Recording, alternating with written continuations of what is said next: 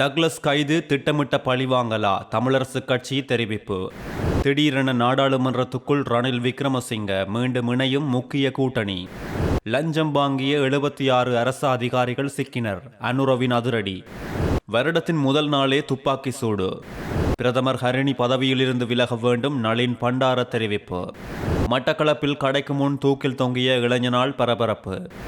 தொல்பொருட்களுடன் வசமாக சிக்கிய பெண் காட்டிக் கொடுத்த ரகசிய தகவல். தொடர்ந்தும் செய்திகளை தெரிந்து கொள்ள நியூஸ் ஒன் அப்டேட் சேனலை சப்ஸ்கிரைப் செய்யுங்கள். முன்னாள் அமைச்சர் டக்ளஸ் தேவானந்தா கைது செய்யப்பட்டுள்ள நிலையில் இப்பொழுது மெல்ல மெல்ல முக்கிய அரசியல்வாதிகள் அவர் தொடர்பான தகவல்களையும் அவர் மீதான குற்றங்களையும் சுட்டிக்காட்டி வருகின்றனர். அந்த வகையில் வடக்கிலும் கிழக்கிலும் யார் கைது செய்யப்பட்டாலும் சட்டத்திற்குட்படுத்தப்பட்டு தண்டனைகள் வழங்கப்பட வேண்டும் என இலங்கை தமிழரசு கட்சியின் மட்டக்களப்பு மாவட்ட நாடாளுமன்ற உறுப்பினர் ஞானமுத்து ஸ்ரீநேசன் தெரிவித்துள்ளார். டக்ளஸின் கைதை எதிர்க்கட்சிகள் சார்பில் அரசியல் பழிவாங்கல் என்று கூறுவதை நாங்கள் விரும்பவில்லை. கிழக்கில் நடந்த படுகொலைகளிலும் கடத்தல்களிலும் ஈடுபட்டவர்கள் யார் என்பது எங்களுக்கு நன்றாக தெரியும். அவர்களை பழிவாங்குவதாக நாங்கள் கருதவில்லை.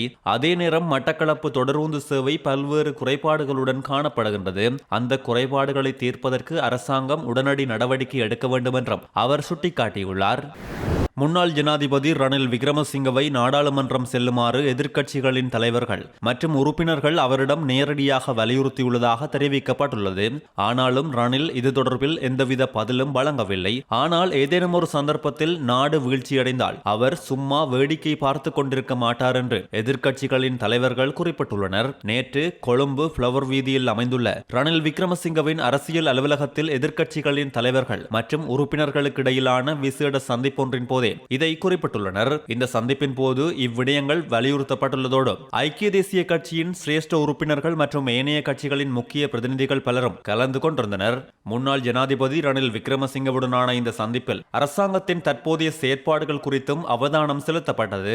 அரசாங்கம் தற்போது இருக்கும் நிலைமையில் நாடு முன்னோக்கி செல்வது மிகவும் கடினம். ஆகவே இந்த பிரச்சனைகள் முறையாக முகாமைத்துவம் செய்யப்படாவிட்டால் முன்னோக்கி பயணிக்க முடியாது என்பதே அவரது நிலைப்பாடாகவும் உள்ளது. இந்த நிலைமையை கருத்தில் கொண்டு நாடாளுமன்றத்துக்கு செல்லுமாறு இன்றும் நாம் ரணிலை வலியுறுத்தினோம். ஆனால் அவர் புன்னகைத்து அதற்கு எந்த பதிலும் வழங்கவில்லை. ஐக்கிய மக்கள் சக்தி ஐக்கிய தேசிய கட்சிக்கிடையில் சிறந்த சாதகமான பேச்சுவார்த்தை ஒன்று இடம்பெற்றுள்ளது. நேர்மறையாக இந்த பேச்சுவார்த்தைகள் முன்னெடுத்து செல்லப்படும். இந்த நிலையில் மக்கள் ரணில் மீண்டும் பெற தேவையில்லை என்றும் அனுரவே நாட்டை பார்த்துக் கொள்வார் என்றவாறு விமர்சித்து வருகின்றமையும் குறிப்பிடத்தக்கது. 2026ஆம் ஆண்டு பிறந்துள்ள நிலையில் 2025இல் லஞ்சம் வாங்கிய குற்றச்சாட்டில் 76 அரசு அதிகாரிகள் கைது செய்யப்பட்டுள்ளதாக லஞ்சம் ஊழல் குற்றச்சாட்டுகளை விசாரிக்கும் ஆணைக்குழு தெரிவித்துள்ளது. இதுவரை எந்த ஜனாதிபதிகளும் இலங்கையில் செய்யாத அளவுக்கு ஊழல் மற்றும் போதைப்பொருள் சம்பந்தப்பட்டவர்களை அனுர அரசு பதம் பார்த்து வருகின்றமை குறிப்பிடத்தக்கது. கைது செய்யப்பட்டவர்களில் பெரும்பாலானோர் காவல்துறை அதிகாரிகள் என்றும் அந்த ஆணைக்குழு சுட்டிக்காட்டியுள்ளதோடு மொத்தம் 24 காவல்துறை அதிகாரிகள் கைது செய்யப்பட்டுள்ளதாகவும் தெரிவிக்கப்பட்டுள்ளது. நாட்டில் முன்னெடுக்கப்பட்ட 119 சோதனை நடவடிக்கைகளின் போது இந்த சந்தேக நபர்கள் கைது செய்யப்பட்டுள்ளனர். அத்தோடு 2025 நவம்பர் வரையிலான காலகட்டத்தில் ஊழல் மற்றும் மோசடிக்காக 7 அரசியல்வாதிகள் கைது செய்யப்பட்டதாக ஆணைக்குழு தெரிவித்துள்ளதோடு லஞ்ச ஊழல் குற்றச்சாட்டுகளை விசாரிக்கும் ஆணைக்குழுவுக்கு இந்த 11 மாதங்களில் மொத்தம் 7811 முறைப்பாடுகள் கிடைக்கப்பட்டுள்ளதாகவும் தெரிவிக்கப்பட்டுள்ளது. நவகமுவ ஹொரத்தோட்ட மெனிக்கார வீதியில் நேற்று இரவு 3 நபர்களை குறிவைத்து நடத்தப்பட்ட துப்பாக்கி சூட்டு சம்பவம் தொடர்பில் போலீசார் விசாரணைகளை மேற்கொண்டு வருகின்றனர். நவகமுவ போலீசார் நடத்திய ஆரம்ப விசாரணைகளில் துப்பாக்கி சூடு பாதிக்கப்பட்ட மூவரும் வசித்து வந்த வாடகை வீட்டில் நடந்துள்ளது. மோட்டார் சைக்கிள் மற்றும் முச்சக்கர வண்டியில் வந்த சந்தேக நபர்கள் குழு தாக்குதல் நடந்தவுடனேயே சம்பவ இடத்திலிருந்து தப்பியோடியுள்ளது. துப்பாக்கி சூட்டு சம்பவம் இரவு 9:30 மணி முதல் இரவு 10 மணி வரை நடந்திருக்கலாம் என்று போலீசார் சந்தேகம் வெளியிட்டுள்ளனர். பொருளையை சேர்ந்த 20 வயதுடைய ஒருவர் வீட்டின் குளியலறை அருகே உயிரிழந்துள்ளார். அம்பலாந்தோட்டை வாடியகொட மற்றும் தெமட்டகொட கெவமுள்ள ஆகிய இடங்களை சேர்ந்த மேலும் 2 துப்பாக்கி சூட்டுக்கு இலக்காகி மருத்துவமனையில் அனுமதிக்கப்பட்டுள்ளனர். அத்தோடு சம்பவ இடத்திலிருந்து தோட்டா உரைகளை போலீசார் மீட்டுள்ளனர்.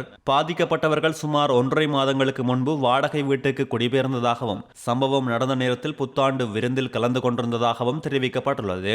துப்பாக்கி சூட்டுக்கான சரியான காரணம் இன்னும் கண்டறியப்படவில்லை என்றாலும் பாதாள உலக குழுக்களுக்கு இடையிலான மோதல் இது தொடர்புடையதாக இருக்கலாம் என்றும் போலீசார் சந்தேகிக்கின்றனர். பிரதமர் ஹரிணி அமரசூரிய கல்வி அமைச்சர் பதவியில் இருந்து விலக வேண்டும் என்றும் ஜனாதிபதி அனுரகுமார திசாநாயக்க இதில் நேரடியாக தலையிட்டு உடனடி நடவடிக்கை எடுக்க வேண்டும் என்றும் ஐக்கிய மக்கள் சக்தியின் பாராளுமன்ற உறுப்பினர் நளின் பண்டார தெரிவித்துள்ளார். கல்வி மறுசீரமைப்புகள் என்ற போர்வையில் பிரதமர் கலாநிதி ஹரிணி அமரசூரிய உள்ளிட்ட இந்த அரசாங்கம் என்ன செய்வதற்கு முயற்சிக்கின்றார்கள் என்றும் கேள்வி எழுப்பியுள்ளார். 6ஆம் தரத்துக்கான பாடத்தொகுதியில் உள்ளடக்கப்பட்டிருந்த இணையதளம் ஒன்றின் பெயர் பெரும் சர்ச்சையை ஏற்படுத்தி இருக்கின்றது. இது தொடர்பாக கல்வி அமைச்சர் செயலாளர் குற்றப்புலனாய்வு பிரிவில் முறைப்பாடு அளித்திருக்கின்றார். இது ஒரு சதி திட்டம் என சொல்கின்றனர்.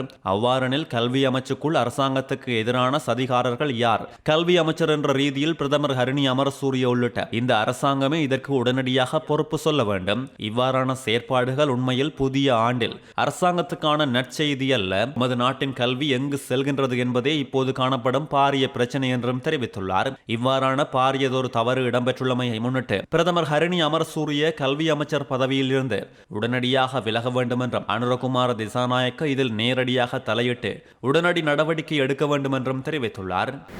மினுவாங்கொடை மாதமுள்ள பகுதியில் தொல்பொருட்களை வைத்திருந்த 41 வயதுடைய பெண் உட்பட 2 கைது செய்யப்பட்டுள்ளனர். மினுவாங்கொடை போலீசாருக்கு நேற்று கிடைத்த தகவலுக்கு அமைய மேற்கொள்ளப்பட்ட சுற்றிவளைப்பின் போதே இந்த கைது நடவடிக்கை முன்னெடுக்கப்பட்டுள்ளது. எம்பிலிப்பிட்டிய பகுதியைச் சேர்ந்த 37 வயதுடைய ஆண் சந்தேக நபர் ஒருவரும் மினுவாங்கொடை பகுதியைச் சேர்ந்த 41 வயதுடைய பெண் சந்தேக நபர் ஒருவருமே இவ்வாறு கைது செய்யப்பட்டுள்ளனர். மட்டக்களப்பு நகரில் வர்த்தக நிலையத்திற்கு முன்பாக தூக்கில் தொங்கிய நிலையில் இளைஞர் ஒருவரின் சடலம் மீட்கப்பட்டுள்ளது. குறித்த சம்பவம் மட்டக்களப்பு அரசடியில் உள்ள வர்த்தக கடை தொகுதிக்கு முன்பாகவே நிகழ்ந்துள்ளது. அக்கரைப்பற்று பகுதியைச் சேர்ந்த 21 வயதுடைய முகுந்தன் சந்தோஷ் என்ற இளைஞன் கொழும்பிலிருந்து வந்திறங்கி அக்கரைப்பற்றுக்கு செல்ல இருந்த நேரம் இவ்வாறு தூக்கில் தொங்கிய நிலையில் சடலமாக மீட்கப்பட்டுள்ளதாக தெரிய வந்துள்ளது. நேற்று இரவு 11 மணி வரையில் தங்களுடன் தொடர்பில் இருந்தவர் என்றும் இவ்வாறு சடலமாக மீட்கப்பட்டுள்ளதாகவும் குறித்த உயிரிழந்தவரின் தந்தையார் தெரிவித்துள்ளார். இந்த சம்பவம் தொடர்பில் மட்டக்களப்பு தலைமையக போலீசாரும் மட்டக்களப்பு தடயவியல் பிரிவு போலீசாரும் விசாரணைகளை முன்னெடுத்து வருகின்றமை குறிப்பிடத்தக்கது. யாழ்ப்பாணம் பலிகாமம் வடக்கு பிரதேச சபையின் தீர்மானத்திற்கமைய தையிட்டி திஸ்ஸவிகாரை முன்பாக சட்டவிரோத கட்டடம் என பெயர் பலகை நாட்டினால் சட்ட நடவடிக்கை எடுக்கப்படும் என பிரதேச சபை செயலாளருக்கு பலாலி போலீஸ் நிலைய பொறுப்பதிகாரியால் எழுத்து மூலம் அறிவுறுத்தப்பட்டுள்ளது. பலிகாமம் வடக்கு பிரதேச சபையின் ஆளுகைக்குட்பட்ட தையிட்டி பகுதியில் தனியார் காணியில் அனுமதியின்றி அமைக்கப்பட்ட திஸ்ஸரஜ மகா விகாரையை சட்டவிரோத கட்டடம் என அடையாளப்படுத்தும் வகையில் பெயர் பலகையை 3 மொழிகளிலும் நாட்ட பிரதேச சபை அண்மையில் தீர்மானம் நிறைவேற்றியது. இது தொடர்பிலேயே பலாலி போலீஸ் நிலைய பொறுப்பதிகாரியால் வலிகாமம் வடக்கு பிரதேச சபை செயலாளருக்கு எழுத்து மூலம் அறிவுறுத்தப்பட்டுள்ளது. மேலும் அந்த கடிதத்தில் தையிட்டி விகாரைக்கு முன்பாக சட்டவிரோத கட்டடம் என பெயர் பலகை நடப்போவதாக புலனாய்வு பிரிவு மூலம் தகவல் கிடைத்துள்ளதோடு அதன்படி இவ்வாறான அறிவித்தல் பலகை காட்சிப்படுத்துவதன் மூலம் பௌத்தம் மற்றும் இந்து சமயத்துக்கு இடையிலான நல்லிணக்கத்தில் முரண்பாடு தோன்றுவதுடன் சமாதான சீர்குலைவு ஏற்படுவதற்கான வாய்ப்பும் உள்ளது. இவ்வாறான பெயர் பலகை வலிகாமம் வடக்கு பிரதேச சபையினாலோ வேறு அமைப்புகள் மூலமோ நிறுவனங்கள் மூலமோ காட்சிப்படுத்தப்படும் நோக்கம் இருந்தால் அதை சட்ட ரீதியாக மேற்கொள்ளுமாறும் சட்ட ரீதியற்ற முறையில் அவ்வாறு அறிவித்தல் பலகையை நாட்ட நடவடிக்கை எடுத்தால் சட்ட நடவடிக்கை எடுக்கப்படும் எனவும் தெரிவிக்கின்றோம் என்றும் தெரிவித்துள்ளனர். இலங்கை கடற்பரப்புக்குள் அத்துமீறி மீன்பிடியில் ஈடுபட்ட குற்றச்சாட்டில் யாழ்ப்பாணம் காரைநகர் கடற்பகுதியில் 11 இந்திய மீனவர்கள் கைது செய்யப்பட்டுள்ளதாக தெரிவிக்கப்பட்டுள்ளது. கடற்படையினர் நேற்றிரவு முன்னெடுத்த சோதனை நேரம் குறித்த சந்தேக நபர்கள் கைது செய்யப்பட்டதாக கடற்படை பேச்சாளர் கொமாண்டர் பொத்திக சம்பத் தெரிவித்துள்ளார். இதன்போது சந்தேக நபர்கள் பயணித்த படகு ஒன்றும் மீன்பிடி உபகரணங்களும் கைப்பற்றப்பட்டுள்ளதாக தெரிவித்துள்ளதோடு கைதான இந்திய மீனவர்கள் காங்கேசந்துறை கடற்படை முகாமுக்கு அழைத்து செல்லப்பட்டுள்ள நிலையில் அவர்களை கடல் தொழில் மற்றும் நீரியல் வள திணைக்களத்தில் ஒப்படைக்க நடவடிக்கை எடுக்கப்பட்டுள்ளதும் குறிப்பிடத்தக்கது.